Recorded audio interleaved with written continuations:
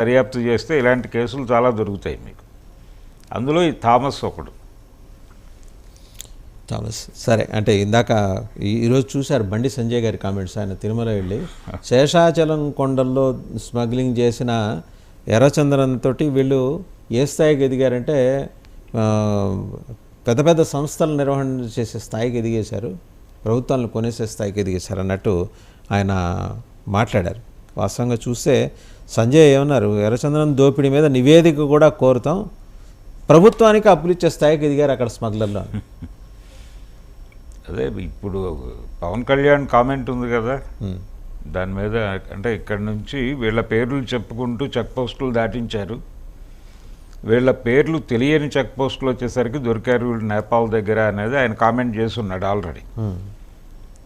అయితే దానికి వైసీపీ సమాధానం చెప్పింది.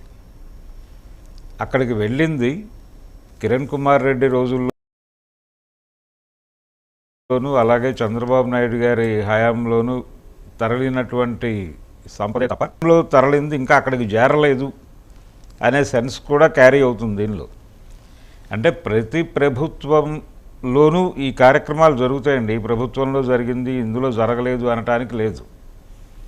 ప్రతి ఒక్కరిని వాళ్ళు ఏదో మేరకు మేనేజ్ చేసేటువంటి ప్రయత్నం జరుగుతుంది. శేషాచలం అడవులు, అక్కడి నుంచి ఎర్రచందనం తరలింపు అనేది అన్ని ప్రభుత్వాల కాలంలోనూ వచ్చినటువంటి ఒక ఎలిగేషన్. అది ఎవరు సీరియస్గా పట్టించుకున్నారు, ఎవరు లాభ పొందారు అనేది మొత్తం బయటకు తీస్తే చరిత్ర చాలామంది బయటకు వస్తారు. ఇప్పుడు చాలా ప్రభుత్వాల ఇన్వాల్వ్మెంట్లు కనిపిస్తాయి. సో ఊళ్ళకు ఊళ్ళే నిర్వాసితంగా కనిపిస్తాయి. సీరియస్గా అయితే ప్రభుత్వం దీని మీద ఇన్వెస్టిగేషన్ చేయకపోవచ్చు అంటారా? అంత బలంగా ఉండదండి. ఒక ఆరోపణగా వస్తుంది, హడావిడి జరుగుతుంది. ఇప్పుడు ఈయన కాబట్టి బండి సంజయ్ గారు ఆ మాట అన్నాడు కాబట్టి కొంచెం ఎక్కువ స్థాయిలో హడావిడి జరగచ్చు. రెండోది పొలిటికల్ హీట్ ఉంది. ఇప్పుడు వైఎస్ఆర్ పార్టీని కార్నర్ చేయటం అనే ప్రోగ్రాంలో భాగంగా కూడా యువతల నుంచి కొంచెం స్పీడ్ పెంచే అవకాశం ఉంది. ఆ హడావిడి జరుగుతుంది. అక్కడే కాదు, ఆల్రెడీ మనకి తిరుమలలో మొదలైపోయినాయి. ఓకే, తిరుమలలో మొదలైంది. ఇక్కడి నుంచి మొదలుపెట్టి శేషాచలం అడవులు, ఎర్రచందనం తరలింపు, ఈ వ్యవహారాలన్నిటి మీద కూడా కొంచెం సీరియస్ యాక్షన్ తీసుకునే ఛాన్సెస్ అయితే ఉన్నాయి. ఎన్డీఏ ప్రభుత్వం ఇది కేంద్రంలోనూ అలాగే ఇక్కడ కూడా ఇద్దరూ పట్టించుకున్నారు కాబట్టి కొంచెం సీరియస్గానే వ్యవహారం ఉంటుంది. బట్ ఇప్పుడు ఈ తిరుమల తిరుపతి దేవస్థానం వివాదాలుగా తుట్టె కదిలిస్తే అందులో ఉన్న తేనెటీగలు బయటకు వచ్చి ఎవరినైనా గుట్టేయచ్చు కదా. ఆ ప్రమాదం కూడా లేకపోలేదు. అన్ని పార్టీల వాళ్ళు ఇన్వాల్వ్మెంట్. ఇవాళ చెవిరెడ్డి భాస్కర్ రెడ్డి ఎక్స్పోజ్ అయ్యాడు కాబట్టి ఆయన ఒక్కడి పేరు కనిపిస్తుంది. ఎక్స్పోజ్ కాని వాళ్ళు ఎర్రచందనం స్మగ్లింగ్ అనేది తెలుగుదేశం హయాంలో బీభత్సంగా జరిగింది. తెలుగుదేశం ప్రభుత్వంలో అందరికీ తెలిసిన విషయం.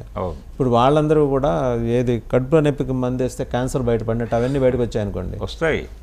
ఇప్పుడు ఆ రికార్డు తీసి దగ్గర పెట్టుకుంటారు. ఈ పాటికి పెట్టుకుని ఇది ఒక ఫేజ్ బ్యానర్లో రిలీజ్ చేయటం మొదలవుతుంది. ఈ వివాదం మొదలవుతుంది అనే విషయం వాళ్ళకి తెలుసు. కానీ ఇమ్మీడియట్గా దాడులు జరగాలి అనేది అనుకుంటారు. తేనె చుట్ట కదులుతుంది అని తెలుసు. ఇది ఒక యుద్ధంగా మారుతుందండి, ఒక పొలిటికల్ వార్గానే జరుగుతుంది. అవతల వాళ్ళకి వాయిస్ లేకుండా చేయాలి అన్న టోన్లో, బుల్డోజ్ చేయాలి అన్న టోన్లో వెళ్ళిపోతుంది. అన్ని వ్యవహారాలు అలాగే నడుస్తున్నాయి. కాబట్టి వీ కెన్ మేనేజ్ అనేటువంటి మూడ్లో ఉంది తెలుగుదేశం ప్రభుత్వం. తెలుగుదేశం ప్రభుత్వం కాదు, కూటమి ప్రభుత్వం. కాబట్టి అంత ఈజీగా ఉండదు ఈసారి. ఓకే, సో దాంతోపాటు ఇంకా తిరుమల చుట్టూనే ఇంకొక వివాదం ఏంటంటే పింక్ డైమండ్ కోసం వీళ్ళు డిమాండ్ చేశారు.